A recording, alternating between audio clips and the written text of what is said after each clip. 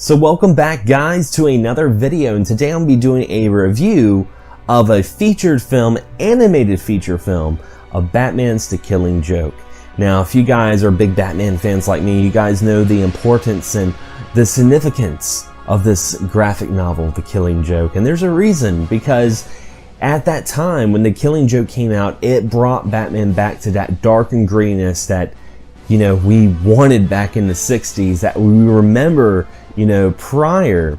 And it really shows the best interpretation of the relationship between Batman and the Joker. Now, when I heard about they were making an animated feature, I was really excited, and here it is out now, and I have to say there's some good and there's some bad to it. Let's start with the good. Now, first off, the cast to The Killing Joke is very, very good. I mean, Kevin Conroy and Mark Hamill are back again, the fantastic duo of Batman and the Joker. When I read comics, I read Batman's voice as Kevin Conroy, and when I read the Joker, it's always Mark Hamill. They're like the, you know, Paul McCartney and John Lennon. They just feed off each other and work really well together. So with that being said, that was good right there. Tara Strong as Barbara Gordon and Batgirl was really good. I think she did a great job. And, you know, I didn't hear any voices in this, you know, feature that I was like, that doesn't sound right. Everything was just spot on. Perfect. Animation, perfect. It did a great job, you know, giving tribute to the graphic novel, but at the same time giving a tribute to the animated series, you know, back in the 90s, which 9 times out of 10, if you're watching The Killing Joke, you grew up with that, and that's kind of like a great little handout right there. Now, let's start with the bad right here, okay? I felt like The Killing Joke was actually a double feature. Now, what I mean by that is it's an hour long, but I feel like the first 30 minutes of The Killing Joke didn't have to happen.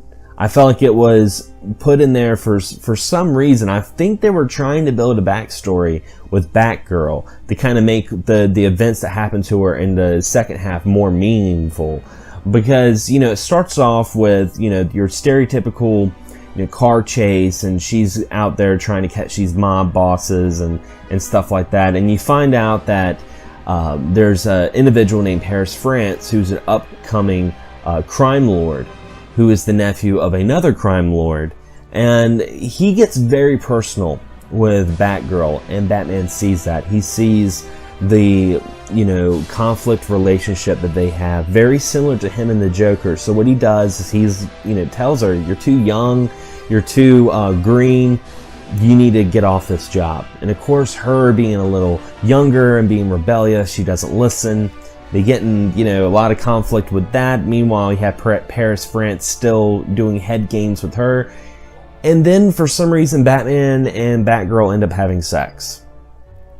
Now, this is where the controversy was coming from.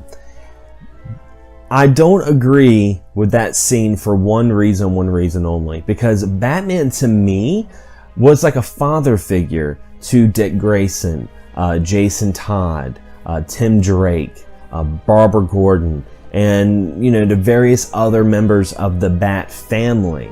I felt like that he was a father figure. He showed them the ropes. He taught them how to fight crime and keep the humanity like he's been fighting for all these years.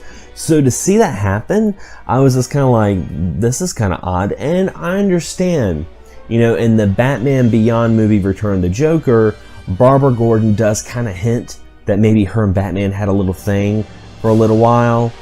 And maybe that's the reason why they put it in there, to kind of tie it to that animated universe.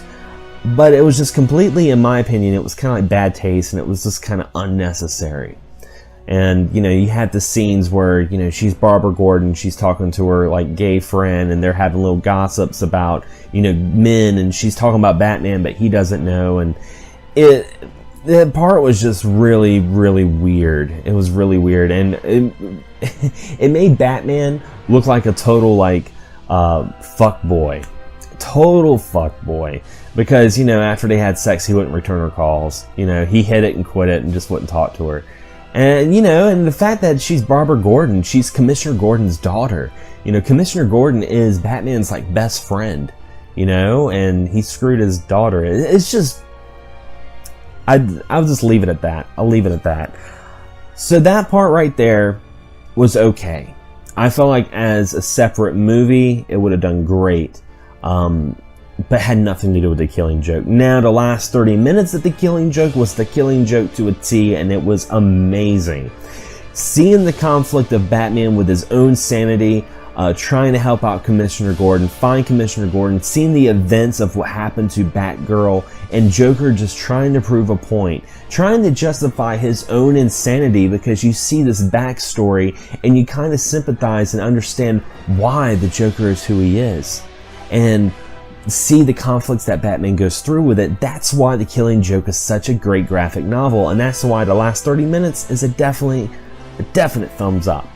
And I will say, you know, I've read The Killing Joke plenty of times. I've memorized Joker's monologue, and it was almost like to a T. They changed a couple of words, but it was pretty much point A to point B.